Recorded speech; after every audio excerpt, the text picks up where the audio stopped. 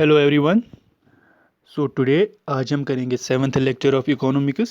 But उससे पहले मैं आप सबको थैंक्स कहना चाहूँगा for your comments, for your support. तो लास्ट टाइम जो मैंने आपसे सजेशन मांगी थी तो आपका रिस्पांस बहुत पॉजिटिव आया and I am very thankful to all the students. So today आज हम करेंगे इलास्टिसिटी ऑफ डिमांड। ठीक है, तो पिछली बार हमने डिमांड को डिस्कस किया, डिमांड कर्व को डिस्कस किया। और देखिए एक चीज़ मैं डिस्कस करना चाहूँगा यहाँ पे, ये जो यहाँ पे सिलेबस में लिखा है डिमांड एंड डिमांड एनालिसिस। तो डिमांड एनालिसिस की अगर बात करें, इसमें सप्लाई भी आ सकता है, इसमें इनकम भी आ सकता है, और इसके बाद जो प्राइस है, प्राइस और डिमांड का रिलेशन वो भी आ सकता है। तो सबको मैंने कंसाइज वे में कंपाइल करके मैंने आपको प्रोड्यूस किया है। ठीक है, क्योंकि देखिए एम्बिग्यूटी है इसमें कि कौन सा क्वेश्चन आ सकता है। May be elasticity of supply से क्वेश्चन आए, इलास्टिसिटी ऑफ डिमांड या इलास्टिसिटी ऑफ दिस इनकम से भी क्वेश्चन आ सकता है। तो इन सब चीज़ों को नज़र में रखते हुए मैंने इसको कंपाइल किया है, तो आज हम इसको कंप्लीट करेंगे। So first of all today आज थोड़ा हम पहले सप्लाई को देखते हैं। ठीक है, तो सप्लाई का मतलब क्या है? सप्लाई का मतलब है, देखिए कोई भी फर्म जो क्वांटिटीज़ वो for the purpose of sale बेचती है। ठीक है, सपोज कोई भी अगर हम फ्लोर मिल वो अगर मतलब बिस्किट्स का बिजनेस कर रही है या कुछ, तो जो भी मटेरियल वो प्रोसेस करके मार्केट में बेच देंगे, दैट इज़ कॉल्ड सप्लाई। तो सप्लाई मैंने पिछली बार भी बोला था, it is the movement of goods, right? Movement of goods कहाँ से? From production point up to the consumption point. तो प्रोडक्शन पॉइंट से जब कंजप्शन पॉइंट तक गुड्स जाएंगी तो उसको कहते हैं सप्लाई। ठीक है, तो सप्लाई हमेशा जब प्रोडक्शन पॉइंट से जब गुड्स जाएंगी up to the consumption point या अप टू द मार्केट, ठीक है, जो भी फर्म प्रोड्यूस कर रही है, जो वो सेल के लिए बेच रही है इनटू द मार्केट, उसको हम कहते हैं सप्लाई। ठीक है, तो आई होप कि सप्लाई का आपको समझ आया होगा। तो ये सिंपल टर्म है ना। इसके बाद दूसरी बात है लॉ ऑफ सप्लाई। तो जैसे हमने यहाँ डिस्कस किया था लॉ ऑफ डिमांड, तो आज लॉ ऑफ सप्लाई को अगर हम देखें, देखिए यहाँ पे अगर वाई एक्सीज लेंगे और यहाँ पे एक्स एक्सीज, तो लॉ ऑफ सप्लाई, देखिए लॉ ऑफ डिमांड हमें आया था नेगेटिवली स्लोपिंग, लेकिन जो लॉ ऑफ सप्लाई आता है वो आता है पॉजिटिवली स्लोपिंग। इसका मतलब है विद इंक्रीज इन प्राइस जो क्वांटिटी सप्लाइड है वो इंक्रीज होती है। मतलब देखिए अगर कोई भी फर्म मतलब कुछ प्रोड्यूस कर रही है, ठीक है, अब मार्केट में प्राइसेस ज़्यादा हो रहे हैं, तो उनकी मोटिवेशन बढ़ेगी, उस फर्म की मोटिवेशन बढ़ेगी कि वो मतलब प्राइसेस राइज होने के साथ ज़्यादा ज़्यादा क्वांटिटी मार्केट में सप्लाई करे। ठीक है, तो इसको हम कहते हैं लॉ ऑफ सप्लाई। तो लॉ ऑफ डिमांड क्या कहता है? प्राइस राइज होने के साथ डिमांड डिक्रीज होती है। लेकिन लॉ ऑफ सप्लाई क्या कहता है?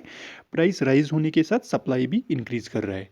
तो यहाँ पे ये अगर रिलेशन देखिए तो ये पॉजिटिव रिलेशन है, मतलब दोनों इंक्रीज या डिक्रीज साथ में हो रहे हैं। ठीक है, जैसे अगर प्राइस इंक्रीज हो रहा है तो सप्लाई भी जो है इंक्रीज हो रही है, और अगर प्राइस कम हो रहा है तो सप्लाई भी कम हो रही है। ठीक है, लेकिन डिमांड में उल्टा था। ठीक है, तो डिमांड और supply, law of demand, law of supply, ये अपोजिट है एक दूसरे के। प्राइस और डिमांड नेगेटिव रिलेशन शो करते हैं, लेकिन जो ये सप्लाई और प्राइस है ये पॉजिटिव रिलेशन शो करते हैं। ठीक है, ओके।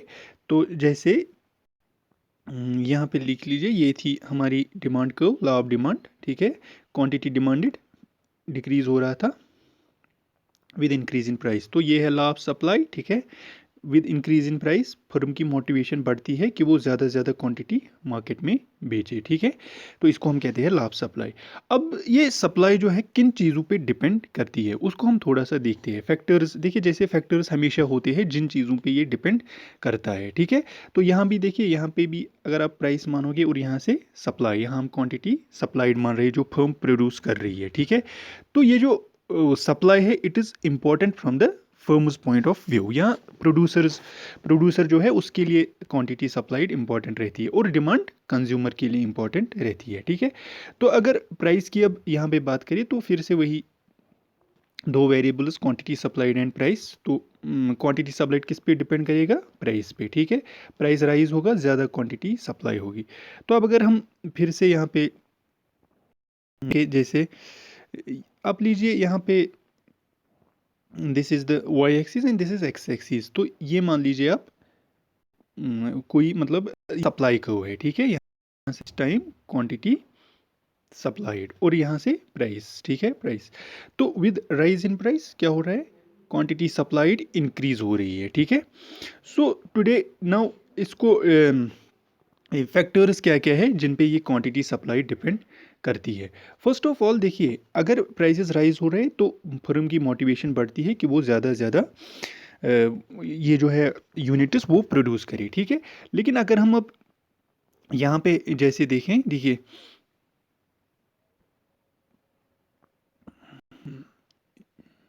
यहाँ पे रख लीजिए ये सप्लाई को, तो फैक्टर्स किन पे डिपेंड करेगी। देखिए अगर टैक्सेस इंक्रीज होंगी, ठीक है, टैक्सेस राइज करेंगी तो क्या होगा, टैक्सेस अगर राइज कर रही है तो फर्म को अब क्या करना है, उनको उनको टैक्सेस ज़्यादा देनी है, तो वो क्या करेंगे, वो अपनी सप्लाई डिक्रीज करेंगे, ठीक है। तो मतलब उनको कॉस्ट ऑफ प्रोडक्शन अगर बढ़ जाए, कॉस्ट ऑफ प्रोडक्शन अगर बढ़ जाए, ठीक है, तो फर्म क्या करेगी, वो कम क्वांटिटी सप्लाई करेगी, ठीक है। क्योंकि अगर कॉस्ट बढ़ रहा है तो उनका जो प्रॉफिट है वो कम आएगा, ठीक है। वो आपने पढ़ा होगा, कॉस्ट ऑफ प्रोडक्शन अगर ज़्यादा होगा तो रेवेन्यू जो प्रॉफिट है वो कम आएगा, लेकिन कॉस्ट ऑफ प्रोडक्शन कम होगा तो रेवेन्यू ज़्यादा होगा, ठीक है। तो इसी तरह टैक्सेस चेंज इन, तो फैक्टर जिन पे सप्लाई डिपेंड करता है, अगर हम नटशेल में देखें, ये पहला तो है, जैसा कि मैंने आपको बोला कि जो ये है सप्लाई जिन पे डिपेंड करेगी, ठीक है। First is the cost of production, ठीक है, सीपी, कॉस्ट ऑफ प्रोडक्शन। अगर कॉस्ट ऑफ प्रोडक्शन इंक्रीज हो रहा है, मतलब टैक्सेस इंक्रीज हो रहे हैं, रॉ मटेरियल ज़्यादा में पड़ रहा है, तो सब फर्म अपनी सप्लाई कम क्वांटिटी सप्लाई करेगी, ठीक है। मान लीजिए यहाँ पे, यहाँ तक मान लीजिए यहाँ पे सप्लाई कर रही थी, लेकिन जब कॉस्ट ऑफ प्रोडक्शन इंक्रीज हो गया तो फर्म ने यहाँ पे सप्लाई करना स्टार्ट किया, ठीक है। तो कॉस्ट ऑफ प्रोडक्शन बढ़ने के साथ क्वांटिटी सप्लाइड कम होगी, ठीक है। उसके बाद दूसरा, चेंज इन टैक्सेस, ठीक है, चेंज इन टैक्सेस, ओके। जैसे मतलब अगर गवर्नमेंट टैक्सेस रिड्यूस करेगी, ठीक है, टैक्सेस रिड्यूस करेगी तो फर्म का क्या होगा, उसका कॉस्ट ऑफ प्रोडक्शन उससे क्या होगा, कम होगा ना। क्योंकि टैक्सेस जब रिड्यूस होंगी तो कॉस्ट ऑफ प्रोडक्शन कम होगा, तो ओवरऑल जो फर्म है वो यहाँ पे ज़्यादा क्वांटिटी सप्लाई करेगी, ठीक है। मतलब अगर यहाँ पे प्रोडक्शन हो रही थी नीचे वाली कर्व पे, तो ऊपर वाले पॉइंट पे सप्लाई होगी, ठीक है। सो यहाँ पे ये है, जैसे कि मतलब 2008 में जब सब प्राइम क्राइसिस आया था, सब प्राइम क्राइसिस, थोड़ा हम इसको पढ़ेंगे फिर जब प्लानिंग नेशनल इनकम वहाँ पे पढ़ेंगे इसको। तो सब प्राइम क्राइसिस के दौरान क्या किया था गवर्नमेंट ने, उन्होंने टैक्सेस रिड्यूस किए, ठीक है, टैक्सेस रिड्यूस किए। क्यों, ताकि मतलब जो मार्केट में डिमांड, जो सप्लाई है वो बढ़ जाए, प्रोड्यूसर ज़्यादा सप्लाई कर सके ताकि शॉर्टेज ना हो, ठीक है। So this is about the factors which affect the supply, okay। Now second thing I will like to come, दूसरी बात, उसके बाद लॉ ऑफ सप्लाई हमने पढ़ा, तो अब हम थोड़ा मार्केट इक्विलिब्रियम को देख लेते हैं, ठीक है। मार्केट इक्विलिब्रियम का मतलब क्या है, देखिए अब यहाँ पे वाई एक्सिस और यहाँ पे एक्स एक्सिस, ठीक है। अब अगर ये है क्वांटिटी सप्लाइड, ये सप्लाई कर्व है, और यहाँ से मैं मान रहा हूँ डिमांड कर्व, ठीक है। तो जो इक्विलिब्रियम है, मार्केट इक्विलिब्रियम का मतलब क्या है, मार्केट इक्विलिब्रियम एक्चुअली ये टर्म दी थी एडम स्मिथ ने, जिसको हम फादर ऑफ इकोनॉमिक्स भी बोलते हैं, ठीक है। तो उसने ये टर्म दी थी इन हिज, इसको हम कहते हैं इनविजिबल हैंड भी, ठीक है, इनविजिबल हैंड। इनविजिबल हैंड का मतलब क्या है, देखिए अगर कहीं पे भी मतलब किसी मार्केट में भी वहाँ सप्लाई भी हो रही है और कंज्यूमर्स कंज्यूम भी कर रहे हैं, मतलब बोथ सप्लाई एंड डिमांड, दोनों दोनों चीज़ें मार्केट में प्रेजेंट होती है, ठीक है। लेकिन अगर अब क्या होगा, मार्केट में क्या होता है कि सारे प्रोड्यूसर्स जो है और सारे कंज्यूमर्स, ठीक है, ये एक ऐसे पॉइंट पे पहुंचते हैं जहाँ पे मोर और लेस वही रेट रहती है। जैसे मतलब यहाँ पे जो पॉइंट होगा जहाँ पे, यहाँ पे देखिए ये सप्लाई कर्व एस और ये डिमांड कर्व, जहाँ पे सप्लाई और डिमांड कर्व इंटरसेक्ट कर रही है उसको हम ई मान रहे हैं, E is the equilibrium point, ठीक है, इसको हम बोल रहे हैं इक्विलिब्रियम पॉइंट। तो इक्विलिब्रियम पॉइंट का मतलब ये है कि जो सारे सेलर्स है, सारे सेलर जो मार्केट में है, तो वो क्लोज, वो कहाँ पे सेल करेंगे, इस ई पे, एग्जैक्टली ई पे सेल नहीं करेंगे, थोड़े सेम करेंगे। जैसे आप किसी भी मार्केट में जाओ, आप बनानास ढूंढो, ठीक है, आप किसी भी मार्केट में जाओ, आप वहाँ पे बनानास देखो, तो आपको अगर रेट में ज़्यादा फर्क नहीं होगा, ठीक है, बहुत कम फ़र्क होगा, नेग्लिजिबल फ़र्क होगा। तो क्यों? ये होता है इनविजिबल हैंड, इसको हम कहते हैं इनविजिबल हैंड। और इनविजिबल हैंड ये रिप्रेजेंट होता है by equilibrium point. Equilibrium point वो पॉइंट होता है जहाँ पे डिमांड कर्व और सप्लाई कर्व इंटरसेक्ट करती है, ठीक है। तो इसका कॉन्सेप्ट दिया था एडम स्मिथ ने इन हिज बुक। कौन सी बुक लिखी थी उसने? An inquiry into the nature. And यहाँ पे मैंने लिखा है, देखिए यहाँ पे जो आपको बोल्ड में दिख रहा है, तो ये जो कंडीशन थी जहाँ पे ये जो नीचे आप करो देख रहे हो लॉ ऑफ सप्लाई के सामने यहाँ पे, ठीक है। देखिए ये, और ये जो रेड पॉइंट है यहाँ पे, ये इक्विलिब्रियम पॉइंट है जहाँ पे सप्लाई को और डिमांड को इंटरसेक्ट करेगी, वो इक्विलिब्रियम पॉइंट होगा। और वही रेट होगी जो जिसमें मैक्सिमम जो कंज्यूमर्स है जिस पॉइंट पे वो सेलर से खरीदेंगे, वो ये ई होगा, ठीक है। तो मार्केट इक्विलिब्रियम, तो इसका कंसेप्ट एडम स्मिथ ने दिया था। और इसको हम इनविजिबल हैंड भी कहते हैं। इनविजिबल हैंड का मतलब ऑटोमेटिकली जो है प्राइसेस फिक्स होती है मार्केट में, मतलब कोई कुछ नहीं करता है ना। देखिए यहाँ पे कोई कुछ नहीं कर रहा है, लेकिन खाली डिमांड और सप्लाई की बेसिस पे ऑटोमेटिकली प्राइसेस खुद फिक्स हो रहे हैं इस ई पॉइंट पर, ठीक है, इक्विलिब्रियम पॉइंट पर, ठीक है। तो market equilibrium also called invisible hand, ठीक है। तो इसका कंसेप्ट एडम स्मिथ ने दिया था, उसने जो बुक लिखी थी an inquiry into the nature and causes of wealth of nations, ठीक है। इस बुक का आप नाम याद रखिएगा, मे भी आ सकता है। तो उसके बाद ड्रेन ऑफ वेल्थ, क्या आप मुझे बता सकते हो कमेंट सेक्शन में किसने लिखी थी वो बुक? मे बी वो भी आ सकता है।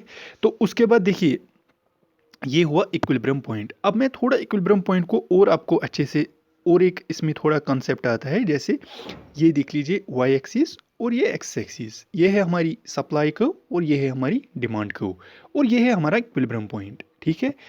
तो सपोज कोई सेलर है, सेलर चाहता है कि मैं 100 डजनस, सपोज बहुत सेलर्स है, हर कोई सेलर चाहता है कि मैं दिन में 100 डजन ऑफ बनाना सेल करूं, ठीक है। लेकिन अगर वो देखिए, अगर वो इस पॉइंट पे सपोज ये प्राइस चार्ज कर रहा है, हायर प्राइस चार्ज कर रहा है, तो उसका उसकी डिमांड देखिए, डिमांड कहाँ इंटरसेक्ट हो रही है? यहाँ पे, ठीक है, इस पॉइंट पे।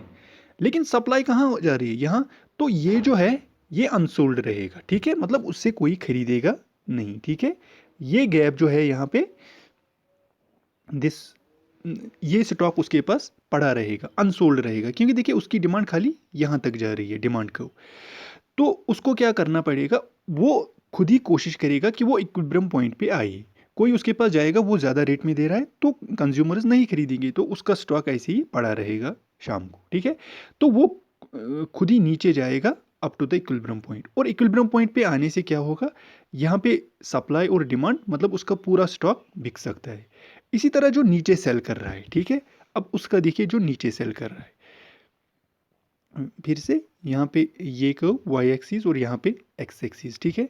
ये मान लीजिए आप सप्लाई करो और ये डिमांड करो और ये इक्विलिब्रियम पॉइंट।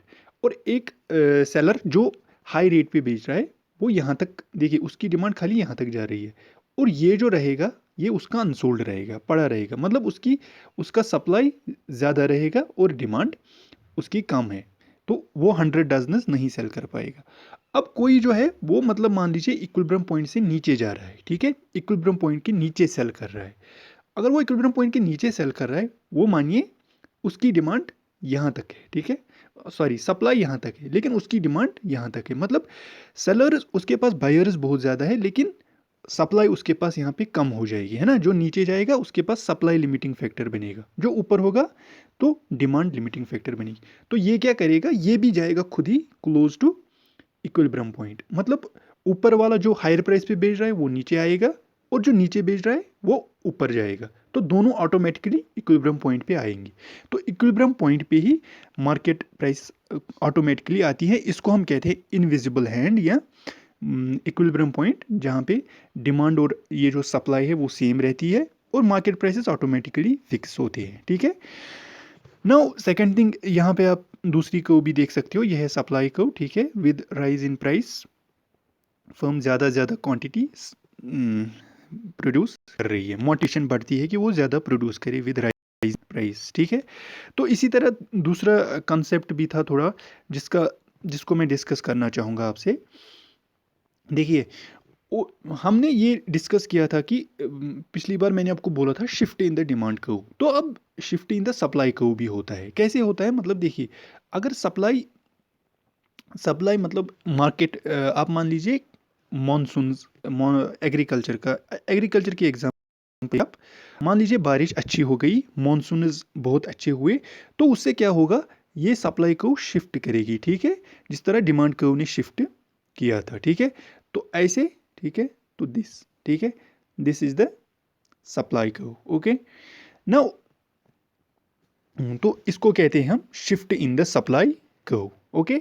या अगर सप्लाई यहाँ पे कम होगी तो बैकवर्ड्स शिफ्ट करेगी, मतलब मान लीजिए ये थी सप्लाई किसी ईयर की, तो किसी ईयर में मान लीजिए मानसून कम हुए तो सप्लाई रिड्यूस हो गई, और किसी ईयर में मानसून अच्छे हुए, बारिशें अच्छी हुई, तो सप्लाई ज़्यादा हुई, तो इससे होता है shift in the supply curve, ठीक है। आई होप कि आपको समझ आया होगा। और दूसरा यहाँ पे देख लीजिए, वैसे ज़्यादा इंपॉर्टेंट नहीं है वो, अगर डिमांड राइज कर रहा है, ठीक है, अगर यहाँ पे मान लीजिए अगर डिमांड कर्व शिफ्ट करेगी, ठीक है, खाली डिमांड कर्व शिफ्ट करेगी, ठीक है, मतलब ये डिमांड और सप्लाई सेम रह रही है, तो इक्विलिब्रियम पॉइंट ऊपर आ जाएगा, ठीक है, तो मतलब प्राइसेस इंक्रीज होंगे।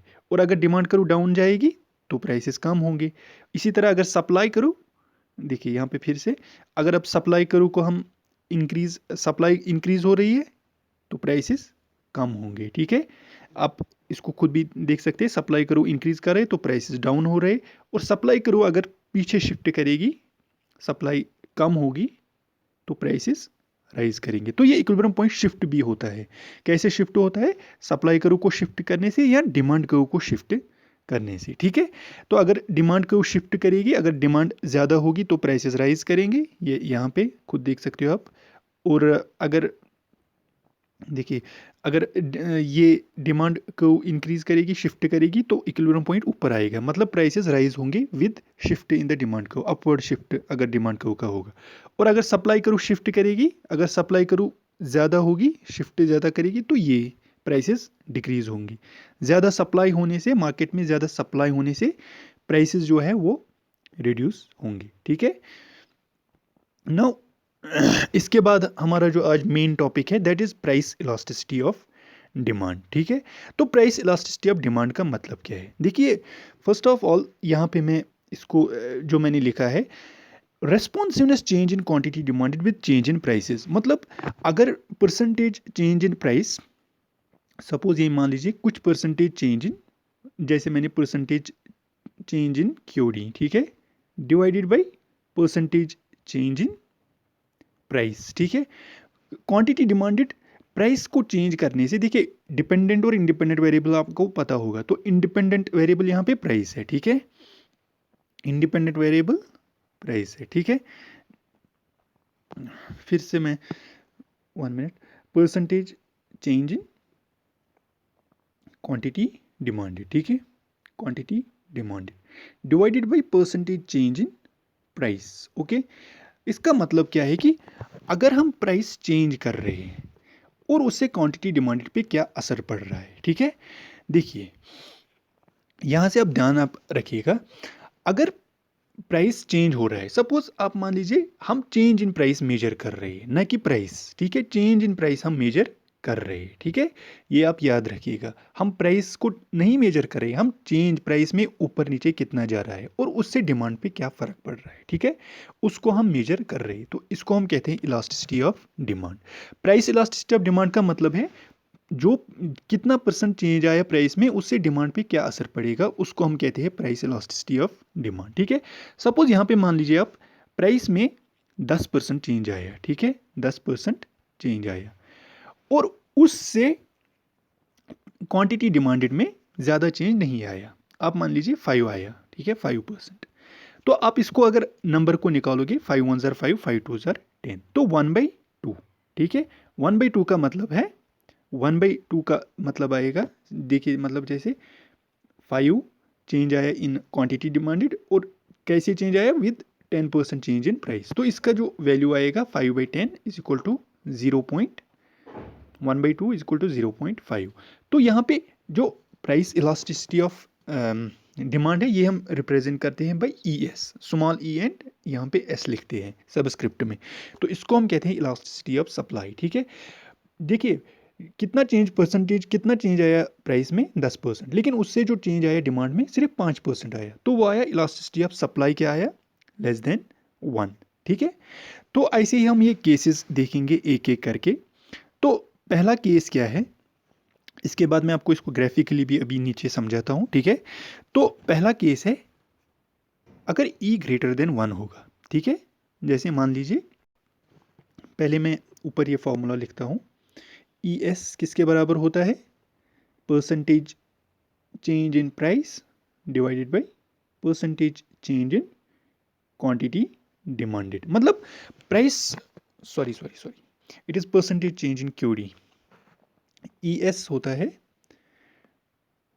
Percentage change in quantity demanded, ठीक है, divided by percentage change in price. Okay, मतलब प्राइस इंडिपेंडेंट वेरिएबल है, परसेंटेज जितना प्राइस में चेंज आ रहा है उससे क्वांटिटी डिमांडेड में कितना परसेंट चेंज आ रहा है। ठीक है, चेंज हम मेजर कर रहे हैं बाई ई एस, इसको बोलते हैं इलास्टिसिटी ऑफ, ई रिप्रेजेंट करता है इलास्टिसिटी ऑफ डिमांड। ठीक है, ई डी यहाँ पे रख लीजिए, ई एस होता है इलास्टिसिटी ऑफ सप्लाई, तो यहाँ पे price elasticity of demand E P या कुछ आप रख लीजिए।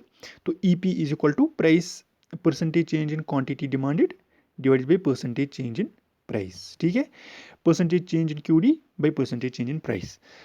अब मान लीजिए कि देखिए यहाँ पे क्या हो रहा है, कोई भी गुड है तो उसका क्या है कि अब जो है प्राइस चेंज होने के साथ क्वांटिटी डिमांड में ज़्यादा चेंज आ रहा है। अब मान लीजिए प्राइस में चेंज आया 5, ठीक है, लेकिन ये 5% चेंज आने से 10% चेंज आया क्वांटिटी डिमांडेड में। ठीक है, तो इसका मतलब है, इसको आप रख लीजिए 5 टू ज़र, सो इट विल बी 2। ठीक है, तो ई डी क्या आया, elasticity of demand, price elasticity of E P क्या आया, ई पी इज ग्रेटर देन 1। ठीक है, आया ना ग्रेटर देन 1, आप खुद ही देख सकते हैं जब इसमें न्यूमरेटर और डिनोमिनेटर। ठीक है, अगर न्यूमरेटर में कम चेंज आया देन डिनोमिनेटर में ज़्यादा और न्यूमरेटर में कम, तो ई पी जो आएगा वो 0 से ऊपर आएगा। ठीक है, नहीं सॉरी 1 से ऊपर आएगा। ठीक है, तो इसको हम कहते हैं, ऐसी डिमांड को हम कहते हैं इलास्टिक डिमांड। ठीक है, तो इलास्टिक डिमांड का मतलब क्या है, देखिए फिर से आप याद रख लीजिएगा, price elasticity of demand is equal to कितना चेंज आ रहा है क्वांटिटी डिमांडेड में विथ चेंज इन प्राइस। ठीक है, अगर प्राइस में कुछ चेंज आ रहा है, मान लीजिए 5 आया था और उससे चेंज आया डिमांड में ज़्यादा 10, तो अगर डिनोमिनेटर ज़्यादा है, हायर नंबर है डिनोमिनेटर में और कम नंबर है प्राइस में, तो ई पी जो आएगा वो आएगा ग्रेटर देन 1। ठीक है, जैसे यहाँ पे रख लीजिए 5, वहाँ पे 10, ऐसे ही यहाँ पे 6, वहाँ पे 8, तो ऐसे ही आप देख सकते हो। तो ये हमेशा आएगा, ई पी जो आएगा वो ग्रेटर देन 1 आएगा ऐसे केस में, जहाँ पे प्राइस में चेंज आने से क्वांटिटी डिमांड में ज़्यादा चेंज आ रहा है। तो अगर प्राइस में कम चेंज आ रहा है लेकिन उससे बहुत ज़्यादा चेंज आ रहा है क्वांटिटी डिमांडेड में, ज़्यादा चेंज आ रहा है प्राइस से, तो उसको हम कहते हैं इलास्टिक डिमांड। तो ऐसे ये कब होता है, देखिए प्राइस इलास्टिसिटी ऑफ डिमांड, इसकी एग्जांपल जो आती है यूजुअली लग्जरीज। ठीक है, तो लग्जरी का मतलब क्या है, जैसे मतलब गोल्ड, देखिए उनका प्राइसेस अगर उसमें थोड़ा भी चेंज आएगा, मतलब थोड़ा सा चेंज आएगा प्राइस में, कम होगा थोड़ा सा प्राइस, तो क्वांटिटी डिमांडेड बहुत ज़्यादा बढ़ेगी। ठीक है, तो यहाँ पे इसकी कर्व मैं आपको दिखाना चाहूँगा। ठीक है, तो ये देख लीजिए यहाँ पे रिलेटिवली इलास्टिक डिमांड। ठीक है, तो यहाँ पे इस कर्व को अगर आप देखोगे, रिलेटिवली इलास्टिक कर्व नंबर 4। ठीक है, तो इसका मतलब है, देखिए यहाँ पे ये वाई एक्सिस और यहाँ पे एक्स एक्सिस। ठीक है, और ये है हमारी डिमांड कर्व। ठीक है, तो अगर देखिए मतलब क्या हो रहा है, यहाँ पे अगर ये मान लीजिए प्राइस, ठीक है, प्राइस में अगर थोड़ा चेंज आने से बहुत ज़्यादा चेंज आए क्वांटिटी डिमांडेड में, प्राइस में इतना चेंज आया, सॉरी एक सेकेंड, देखिए तो इलास्टिसिटी ऑफ डिमांड में आपने अब क्या याद रखा, पहला जो आपने याद रखा formula, percentage change in quantity demanded by percentage change in price. तो ये फार्मूला आप ज़रूर याद रखेंगे, percentage change in quantity demanded by percentage change in price. Price elasticity of demand में, तो जितना चेंज, अगर प्राइस में ज़्यादा चेंज आ रहा है देन क्वांटिटी डिमांडेड, तो वो पहला केस क्या है, ई ग्रेटर देन 1। कब आएगा ई ग्रेटर देन 1? जब क्वांटिटी डिमांडेड में ज़्यादा चेंज आएगा प्राइस से। तो ये कैसे होता है, जैसे देखिए, अब मैं इसको आपको ग्राफिकली थोड़ा समझाना चाहूँगा। यहाँ पे वाई एक्सिस और यहाँ पे एक्स एक्सिस, ठीक है। तो अगर आप इसमें देखोगे, देखिए इसकी कर्व जो आएगी वो बहुत ज़्यादा फ्लैट आएगी, ठीक है। देखिए यहाँ पे अब थोड़ा सा याद रखिएगा, यहाँ पे मान लीजिए ये प्राइस था, ठीक है, और थोड़ा सा चेंज आया प्राइस में, ठीक है, लेकिन जो क्वांटिटी डिमांडेड है उसमें बहुत ज़्यादा चेंज आएगा, ठीक है। मतलब प्राइस में कम चेंज आया देन क्वांटिटी डिमांडेड में ज़्यादा चेंज आया, ठीक है। इसको हम कहते हैं इलास्टिक डिमांड, ठीक है। और देखिए एक सेकेंड, थोड़ा इस कर्व को अच्छे से बनाते हैं। ये हमारा एक्स वाई प्लेन, ठीक है, और पहला केस मैं डिस्कस कर रहा हूँ इलास्टिक डिमांड जो है, ठीक है। इलास्टिक डिमांड, इलास्टिक का मतलब ही है, देखिए इलास्टिक का मतलब क्या है, जो थोड़ा चेंज आने से बहुत ज़्यादा जिस वेरिएबल पे चेंज आए, एक वेरिएबल में कम चेंज आए और दूसरे वेरिएबल में उससे ज़्यादा चेंज आए, उसको हम इलास्टिक कहते हैं, ठीक है। जैसे आप नायलॉन को पकड़ के थोड़ा सा भी खींच लो तो बहुत ज़्यादा फैल जाता है, तो ऐसे ही डिमांड में क्या होता है, विद चेंज इन प्राइस, ठीक है। यहाँ पे मान लीजिए प्राइस में इतना चेंज आया, ये पॉइंट ए और पॉइंट बी, ठीक है। तो प्राइस में मान लीजिए खाली इतना सा चेंज आया, लेकिन ये प्राइस में चेंज आने से मान लीजिए क्वांटिटी डिमांडेड में यहाँ तक चेंज आया, तो यहाँ पे ये पॉइंट, ठीक है, और यहाँ पे ये पॉइंट। आप अगर इस कर्व को थोड़ा ज्वाइन करोगे, एक सेकेंड,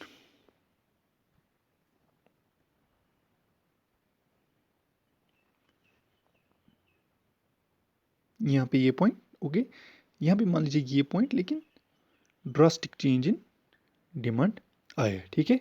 तो कर्व जो है वो बहुत ज़्यादा फ्लैटर बनेगी, ठीक है। देखिए यहाँ पे अब क्या हो रहा है, देखिए with change in price, price में खाली इतना चेंज आया, जो ये चेंज आया ए एंड बी, आप इसको मान लीजिए delta P. Delta P change आया प्राइस में, लेकिन क्वांटिटी डिमांड में देखिए वो कहाँ शिफ्ट हो गई, क्वांटिटी डिमांडेड इतनी, ये मान लीजिए डेल्टा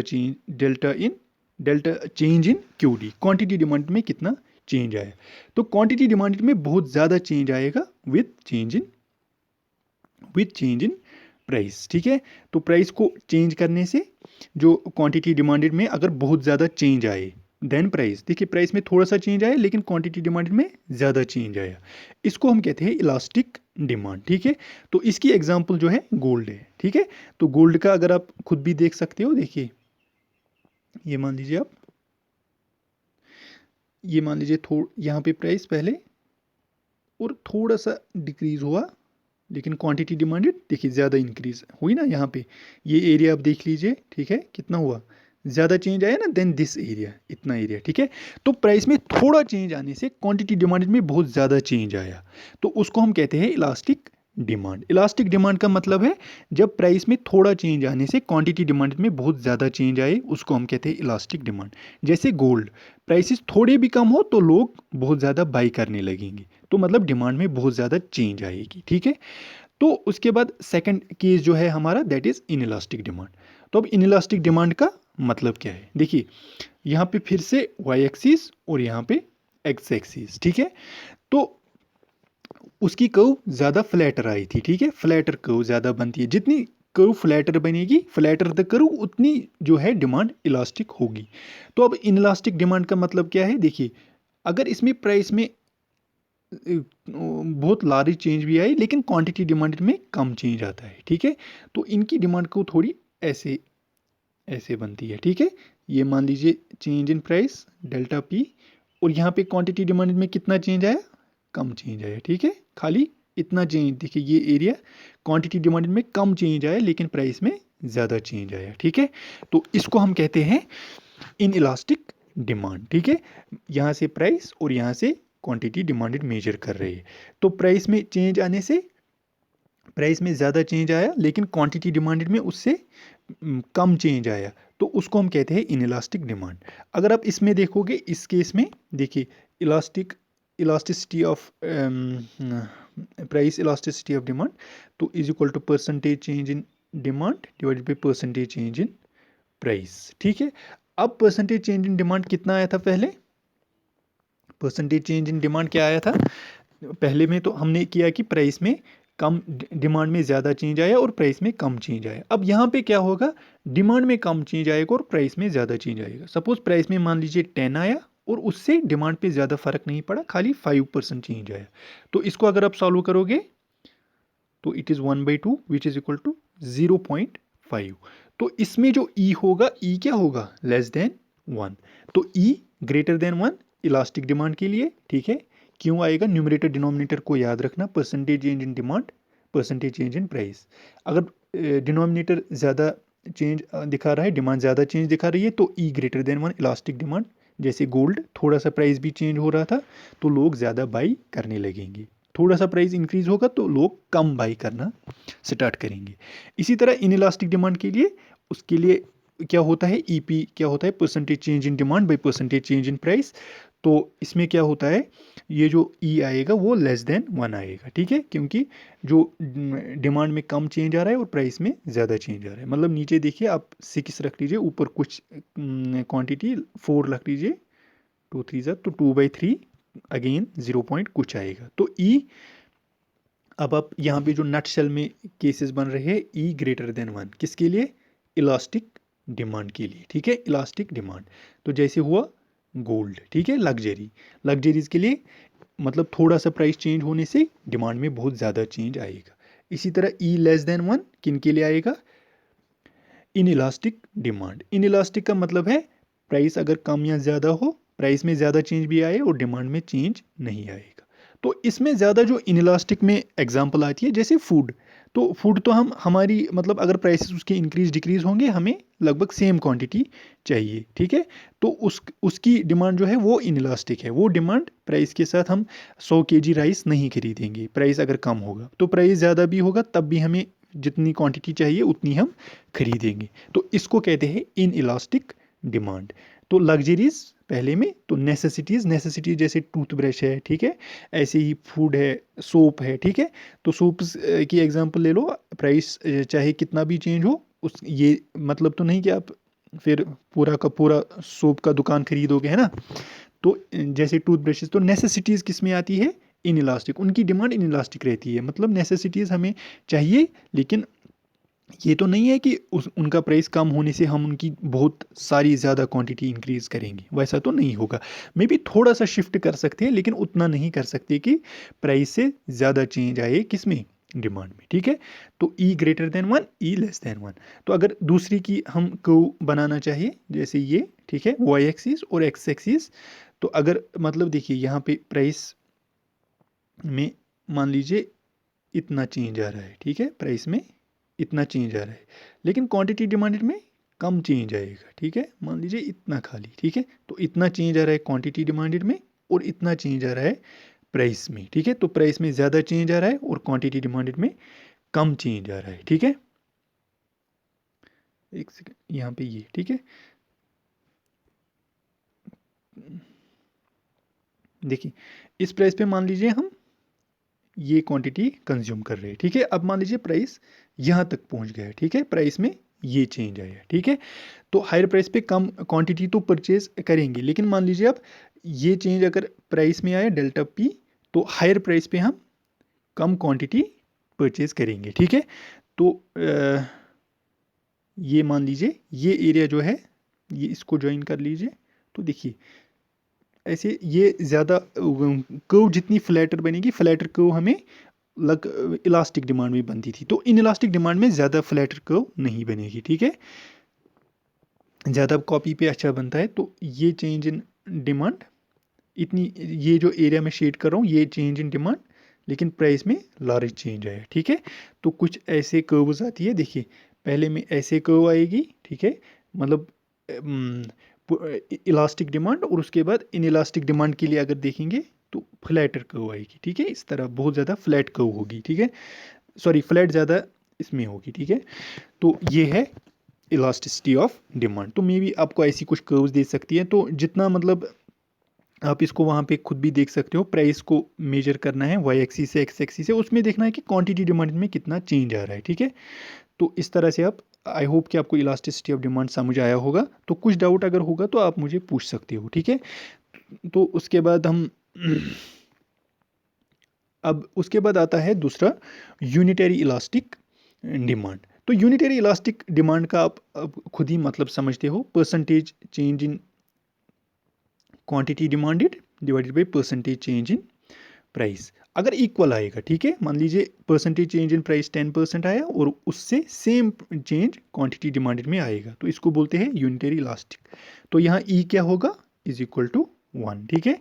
जैसे मतलब डिजिटल कैमरा कोई है, उसका प्राइस मान लीजिए 10% इंक्रीज हुआ और 10% डिमांड भी इंक्रीज हुई, तो ई इज इक्वल टू 1 आएगा, ठीक है। तो उसके बाद E is equal to 0। E is equal to 0 कब आएगा, देखिए E is equal to percentage change in quantity demanded divided by percentage change in price, ठीक है। Percentage change in demand and percentage change in price. तो इसी formula को आप याद रखोगे, इसी से आपको इलास्टिक, इनइलास्टिक और यूनिटरी इलास्टिक का कॉन्सेप्ट खुद समझ आएगा। तो इलास्टिक कब होगा, जब परसेंटेज चेंज इन प्राइस से ज़्यादा चेंज इन डिमांड आएगा, ठीक है। न्यूमरेटर बड़ा होगा, डिनोमिनेटर कम होगा, तो ई ग्रेटर देन 1, तो लग्जरी, तो मतलब इलास्टिक डिमांड। इन इलास्टिक कब होगा, जब परसेंटेज प्राइस इन ज़्यादा और उससे डिमांड पे कोई ज़्यादा असर नहीं पड़ेगा, तो इन इलास्टिक। तो ई इज इक्वल टू 1 कब होगा, यूनिटरी इलास्टिक, ठीक है, जब सेम चेंज आएगा। उसके बाद ई इज इक्वल टू 0, ये कब आएगा, इसका मतलब है प्राइस में जो चेंज आ रहा है वो चेंज आ रहा है, तो डिमांड में कोई चेंज नहीं आ रहा है उससे, ठीक है, तो डिमांड सेम रह रही है, ठीक है। तो इसको हम कहते हैं परफेक्टली इनइलास्टिक। फॉर एग्जांपल इसमें फ्लोर साल्ट, तो फ्लोर साल्ट जितना लगेगा उतना ही तो चाहिए, ज़्यादा तो नहीं खरीदेंगे, तो यूजुअली उतना इंपॉर्टेंट तो नहीं है, लेकिन परफेक्टली इनइलास्टिक में ई 0 होता है, ठीक है। तो इनकी कर्व जो है परफेक्टली इनइलास्टिक की कर्व कुछ ऐसे आती है, ठीक है। तो मतलब क्वांटिटी डिमांडेड पे कोई असर नहीं पड़ रहा है, ठीक है। कोई भी मतलब प्राइस आप चेंज कर लो, लेकिन क्वांटिटी डिमांडेड हमेशा सेम आ रही है, ठीक है। तो इनकी कर्व कैसे आ रही है, तो कर्व्स आप थोड़ा सा याद रखोगे, क्योंकि देखिए पिछली बार भी उन्होंने पा में पूछा था, वो एल शेप्ड कर्व किसकी है, तो उसमें था कॉम्प्लीमेंट्री गुड्स, तो इसलिए आप कर्व्स को थोड़ा सा प्रिपेयर किया करेगा, ठीक है। तो जैसे अब पहली कर्व ऐसे आई थी फॉर इलास्टिक डिमांड, इसके लिए ज़्यादा ये फॉर इनइलास्टिक डिमांड, तो ये कर्व किसके लिए आएगी, अब जब ई 0 होगा, मतलब ई 0 मतलब डिमांड पे कोई असर नहीं पड़ रहा है, प्राइस जहाँ जा रहे हैं वहाँ जा रहे हैं, लेकिन डिमांड सेम रह रही है, तो ये है इसकी कर्व जो है ऐसे आएगी, ठीक है। मतलब क्वांटिटी डिमांड में चेंज नहीं आ रहा है, ठीक है। तो अपवर्ड जो वर्टिकल लाइन है ये होगी for E is equal to 0, तो इसको हम कहते हैं perfectly inelastic. For example salt है, ठीक है, फ्लोर है, ठीक है, यूजुअली फूड आइटम्स जो हम उनकी लगभग सेम क्वांटिटी कंज्यूम करते हैं, इनको हम कहते हैं परफेक्टली इनइलास्टिक, ठीक है। उसके बाद आता है परफेक्टली इलास्टिक डिमांड, ठीक है। परफेक्टली इलास्टिक डिमांड का मतलब है, देखिए अब बिल्कुल उल्टा है, देखिए मतलब परसेंटेज चेंज इन प्राइस, तो यहाँ से परसेंटेज चेंज इन डिमांड। अब अगर प्राइस में थोड़ा सा चेंज आने से डिमांड में इतना चेंज आ रहा है कि मतलब बहुत ज़्यादा सप्लायर्स वहाँ पे जा रहे हैं, मतलब मान लीजिए आपने वो कुछ, आप कोई ले लीजिए इस थिएटर, कोई सिनेमा, तो क्या होता है कि लार्ज नंबर ऑफ, अगर कोई मूवी बहुत ज़्यादा हिट है कुछ है, तो लार्ज नंबर ऑफ बायर्स जाते हैं टिकट परचेज करने के लिए, लेकिन सबको टिकट नहीं मिलता, ठीक है। तो ऐसी कंडीशन में डिमांड बहुत इनफाइनाइटली बढ़ जाती है, इसको हम कहते हैं परफेक्टली इलास्टिक, मतलब डिमांड में ड्रास्टिक चेंज आ रहा है, ठीक है। तो इसकी कर्व जो है कुछ ऐसे आएगी, ठीक है, मतलब यहाँ पे प्राइसेस, ठीक है, यहाँ पे प्राइसेस, अब प्राइस यहाँ पे रखो, लेकिन डिमांड में इसका मतलब है डिमांड बहुत ज़्यादा चेंज हो रही है, ठीक है, इनफाइनाइट चेंज आ रहा है डिमांड में, ठीक है।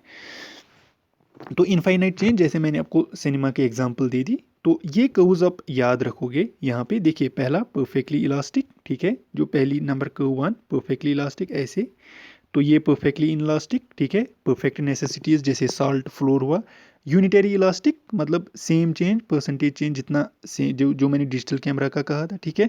उसके बाद रिलेटिवली इलास्टिक, मतलब रिलेटिवली इलास्टिक का मतलब है परसेंटेज चेंज इन डिमांड ज़्यादा होगा than percentage change in price, ठीक है। तो जैसे लग्जरी गोल्ड का, ठीक है। उसके बाद फिफ्थ रिलेटिवली इनइलास्टिक, तो मतलब परसेंटेज चेंज इन प्राइस अगर ज़्यादा आएगा, क्वांटिटी डिमांड में कम चेंज आएगा, ठीक है। ऐसे को हम कहते हैं परफेक्ट रिलेटिवली इनइलास्टिक, ठीक है। तो ये देखिए फ्लैट, यहाँ पे ज़्यादा फ्लैटर करो है, जितना फ्लैटर करो बनेगी उतनी ज़्यादा इलास्टिसिटी उसकी होगी, ठीक है। यहाँ पे ये डिमांड, ठीक है, ओके। तो उसके बाद हम दूसरा डिस्कस करते हैं इसके साथ, प्राइस इलास्टिसिटी ऑफ सप्लाई, ठीक है। तो जैसे मैंने अब ऊपर आपको बोला प्राइस इलास्टिसिटी ऑफ डिमांड, तो इसी तरह होता है प्राइस इलास्टिसिटी ऑफ सप्लाई। तो हम डिमांड को वहाँ डिस्कस कर रहे थे, यहाँ प्राइस को डिस्कस करना है। तो वैसे डिमांड एनालिसिस में भी इससे रिलेटेड क्वेश्चन आ सकता है थोड़ा सा, तो आप इसमें यही याद रख लीजिए। आप इसमें भी परसेंटेज, वहाँ तो percentage change in quantity demanded था, यहाँ होगा percentage change in quantity supplied divided by percentage change in price, मतलब प्राइस चेंज होने से क्वांटिटी सप्लाइड में कितना फ़र्क पड़ रहा है। तो ये प्रोड्यूसर के पॉइंट ऑफ व्यू से इंपॉर्टेंट है। अगर इसमें भी ई एस अगर ग्रेटर देन 1 आएगा तो उसका मतलब है सप्लाई इलास्टिक है, मतलब विद चेंज इन प्राइस, थोड़ा सा चेंज इन प्राइस, बहुत ज़्यादा चेंज आ रहा है सप्लाई में, तो ऐसी सप्लाई को हम कहते हैं इलास्टिक सप्लाई, ठीक है। फॉर एग्जांपल अगर प्राइसेस, यहाँ पे आप थोड़ा सा याद रख लीजिए, ये है वाई एक्सिस और ये एक्स एक्सिस और ये है हमारी सप्लाई कर्व, ठीक है। तो अगर विद प्राइसेस में कम चेंज आए, ठीक है, प्राइसेस में कम चेंज आए, लेकिन उससे बहुत ज़्यादा चेंज आए क्वांटिटी डिमांडेड में, ठीक है, क्वांटिटी सप्लाइड, सॉरी, यहाँ पे क्यू एस, तो सप्लाई में ज़्यादा चेंज आया और प्राइस में कम चेंज आया, तो इससे जो इसको हम रिप्रेजेंट करते हैं ई एस से। ई एस क्या आएगा फिर, देखिए प्राइस में कम चेंज आया और सप्लाई में ज़्यादा चेंज आया, तो ई एस होगा ग्रेटर देन 1, तो इसको हम कहते हैं इलास्टिक सप्लाई। तो ई एस ग्रेटर देन 1 का मतलब है इलास्टिक डिमांड इलास्टिक सप्लाई, ठीक है। तो अगर कंज्यूमर्स के पास ज़्यादा चॉइस है तो बहुत ज़्यादा सप्लाई ज़्यादा इलास्टिक होगी, है ना। प्राइस राइज करने से कंज्यूमर शिफ्ट करेंगे, ठीक है, तो मतलब सप्लाई में ज़्यादा चेंज आएगा। अगर किसी कमोडिटी का प्राइस थोड़ा भी कम हो रहा है तो बहुत ज़्यादा लोग उसको खरीदेंगे, तो सप्लाई क्वांटिटी सप्लाई में ज़्यादा चेंज आएगा, ठीक है। इसी तरह E S is less than 1, elastic E S less than 1, तो इसका मतलब क्या है, ई एस लेस देन 1 का, देखिए यहाँ पे वाई एक्सिस और यहाँ पे एक्स एक्सिस, ठीक है, और ये हमारी सप्लाई को, तो इस बार क्या होगा कि मतलब अगर सप्लाई में चेंज आ रहा है लेकिन उससे ज़्यादा फर्क नहीं पड़ रहा है क्वांटिटी सप्लाई, मतलब प्राइस अगर मान लीजिए ड्रास्टिक चेंज इन प्राइस, मगर सप्लाई पे कोई फ़र्क नहीं पड़ रहा है, ठीक है। तो ये मान लीजिए, ठीक है। यहाँ पे देखिए कम चेंज इन सप्लाई लेकिन ज़्यादा चेंज इन प्राइस, मतलब प्राइसेस के चेंज होने से परसेंटेज जितना प्राइसेस में चेंज आएगा उससे क्वांटिटी सप्लाइड पे ज़्यादा फर्क नहीं पड़ेगा, इसको बोलते हैं इन इलास्टिक सप्लाई, ठीक है। तो इलास्टिसिटी का मतलब है प्राइस को चेंज करने से सप्लाई या डिमांड पे क्या फ़र्क पड़ता है। अगर फ़र्क ज़्यादा पड़ता है, मतलब प्राइस में थोड़ा चेंज आने से सप्लाई या डिमांड पे ज़्यादा फर्क पड़ रहा है, तो उसका मतलब है वो इलास्टिक सप्लाई या इलास्टिक डिमांड है। लेकिन अगर कम चेंज, अगर ज़्यादा फर्क नहीं पड़ रहा है तो इनइलास्टिक सप्लाई या इनइलास्टिक डिमांड है। तो इनइलास्टिक सप्लाई जैसे एग्रीकल्चरल कमोडिटीज़, ठीक है। तो एग्रीकल्चरल कमोडिटीज़ इनकी जो सप्लाई है वो इनइलास्टिक होती है, मतलब अगर प्राइसेस कम थोड़ा चेंज भी होंगे तो सप्लाई में ज़्यादा फर्क नहीं पड़ेगा, क्योंकि ये नेचुरल फैक्टर्स पे डिपेंड करता है, जैसे मॉनसून बाकी, है ना। तो ऐसे है, उसके बाद है हमारा इनकम इलास्टिसिटी ऑफ डिमांड, तो ये इसका लास्ट टॉपिक है। तो इसी तरह इसमें मैंने क्या रखा था वहाँ पे, परसेंटेज चेंज इन, यहाँ पे रख लीजिए आप, percentage change in quantity demanded divided by percentage change in income, ठीक है। तो यहाँ इनकम और देखिए पहले में percentage change in quantity demanded by percentage change in price, price और डिमांड के बीच का रिलेशन, उसके बाद सप्लाई और डिमांड के, सप्लाई और प्राइस के बीच का रिलेशन, और अब इनकम और डिमांड के बीच का रिलेशन, ठीक है। तो इसमें क्या होगा, अगर मान लीजिए यहाँ पे इसको हम रिप्रेजेंट करते हैं ई वाई से, ठीक है, तो इसको हम रिप्रेजेंट करते हैं ई वाई से। ई वाई का मतलब है percentage change in demand divided by percentage change in income, ठीक है। तो अगर इनकम में ज़्यादा चेंज आ रहा है देन डिमांड, सॉरी, इनकम में अगर कुछ चेंज आ रहा है लेकिन उससे डिमांड में ज़्यादा चेंज आ रहा है तो उसको हम कहते हैं इलास्टिक डिमांड, ठीक है। इलास्टिक इनकम, इलास्टिक डिमांड मतलब इनकम राइज करने से हम किसी चीज़ की ज़्यादा क्वांटिटी बाई कर रहे हैं, उसको हम कहते हैं इनकम इलास्टिक डिमांड, ठीक है। तो जैसे इसमें भी एग्जांपल लग्जरी गोल्ड हुआ, ठीक है। हमारी इनकम थोड़ी राइज करेगी तो हम लग्जरीज की तरफ शिफ्ट करेंगे, ठीक है। उसके बाद फिर से इसमें ई वाई अगर होगा एक तो ग्रेटर देन वन तो इलास्टिक है, ये मैंने आपको बोला ग्रेटर देन वन होगा तो इलास्टिक डिमांड, इलास्टिक सप्लाई या इलास्टिक जो पहला था। उसके बाद E Y less than one तो उसका मतलब है इनकम इन इलास्टिक डिमांड। इसमें भी नेसेसिटीज़, फॉर एग्जांपल साल्ट है तो हमारी इनकम राइज करेगी तो क्या हम ज़्यादा नमक खरीदेंगे, ज़्यादा चावल खरीदेंगे, तो नहीं।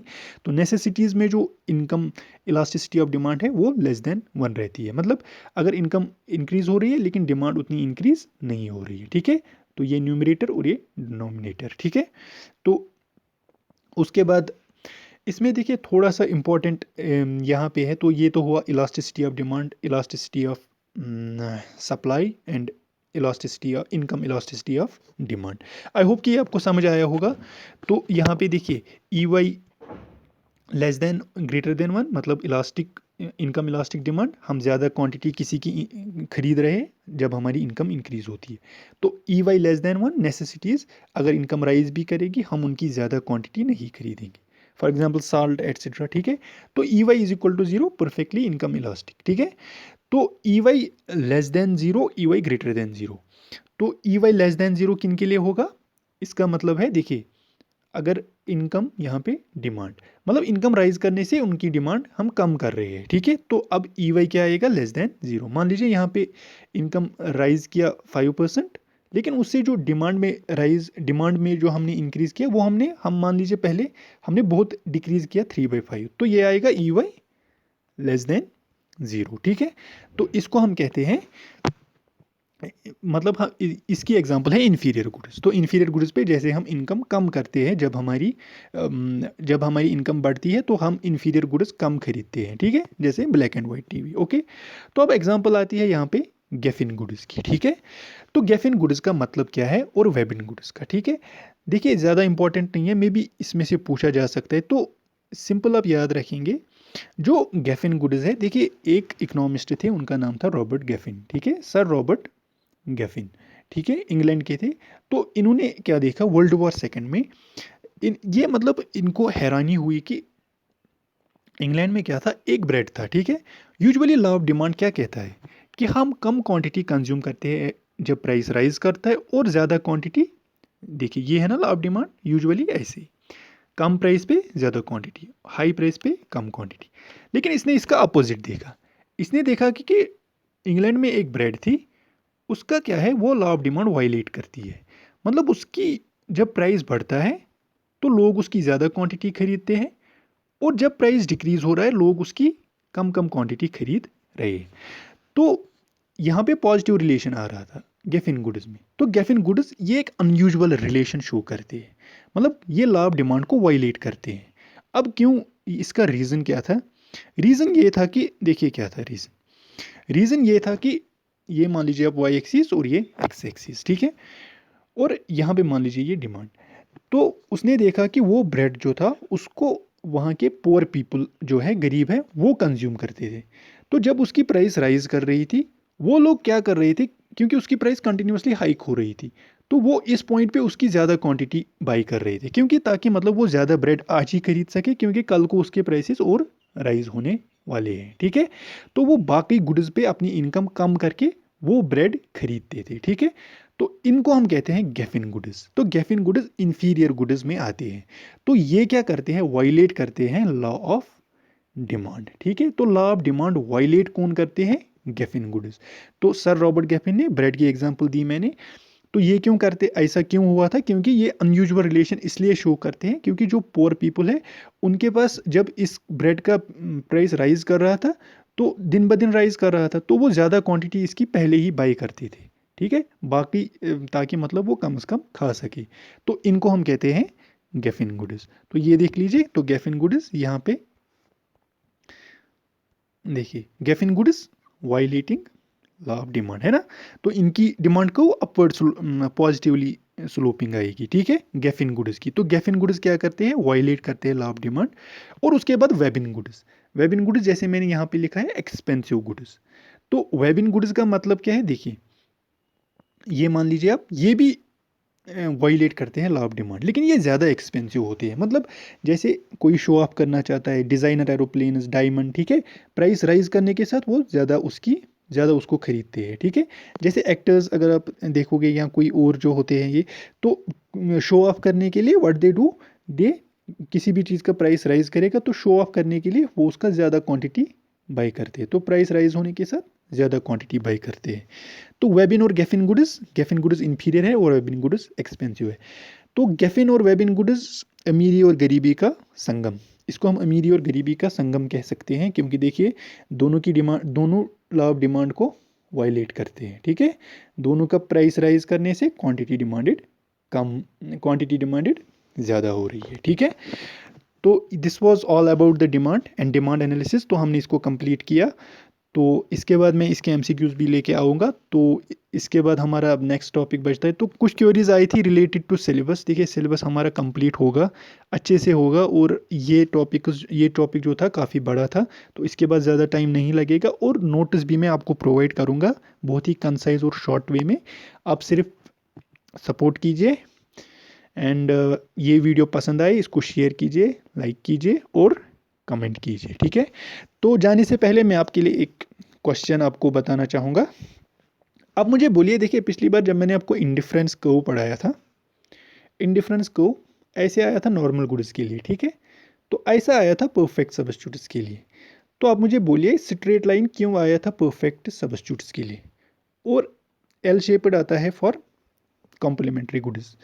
तो उसके बाद बजट लाइन भी स्ट्रेट लाइन आई थी। बजट लाइन परफेक्ट सब्स्टिट्यूट्स की कर्व्स स्ट्रेट क्यों आई थी, और यहाँ पे इंडिफरेंस कर्व यहाँ पे कॉन्वेक्स टू द ओरिजिन क्यों आई थी for normal goods. So thank you and have a nice day.